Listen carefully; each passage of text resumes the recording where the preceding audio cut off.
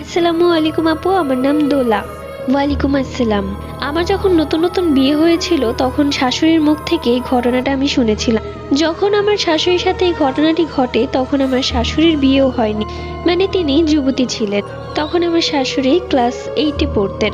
তাদের বাড়ির পেছনে একটা নর্দমা ছিল। তো একদিন আমার শাশুড়ির মা সন্ধ্যায় ইলিশ মাছ ভুনা করছিলেন। সবশেষে ইলিশ মাছের যে কাটাকুটা ময়লা থাকে সেই ময়লাটা আমার শাশুড়িকে দিয়ে বললেন সেই নর্দমায় গিয়ে ফেলে দিতে।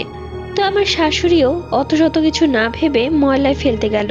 তখন তিনি ময়লার মধ্যে সেই মাছ কাটার ব্যাগটা ফেলে দিয়ে যখন আসবে তখন তিনি শুনতে পেলেন যে পেছন থেকে কেউ কান্না করছে।